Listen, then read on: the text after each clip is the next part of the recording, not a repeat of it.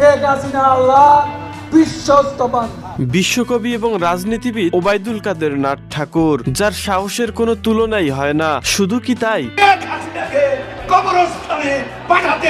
বাংলাদেশ থেকে স্বৈরাচার শেখ হাসিনা পালিয়ে যাবার পরেও 3 মাস বাংলাদেশেই অবস্থান করেছিল ওবায়দুল কাদের। দীর্ঘদিনের রাতের এবং মাঠের রাজনীতির খেলোয়াড় পলক, শেয়ারবাজারের দরবেশ বাবা সালমান এফ রহমান কিংবা আইনমন্ত্রী আনিসুল হক কার সঙ্গে কোনো ধরনের যোগাযোগ না করেই বাংলাদেশেই অবস্থান করেছিলেন এবং 5 আগস্ট দিবাগত রাতে প্লেনে চড়া অবস্থায় একটি ছবি ফেসবুকে পোস্ট করেন। সেখানে তিনি ইঙ্গিত করেন 4 তারিখ দিবাগত রাতে ভিআইপি লাঞ্চে দেশ ছেড়েছে ওবায়দুল কাদের। এটা তার একটা কৌশল ছিল মাত্র, যেন ওবায়দুল কাদেরকে বাংলাদেশে কেউ আর না খুঁজে। কিছুদিন আগে বোরকা পরে রাতের আধারে বাংলাদেশ থেকে ভারতে পালিয়েছেন ওবায়দুল কাদের, কিন্তু রাজনীতির মাঠের সবচেয়ে বড় রাঘব বোয়াল এবং অপরাধী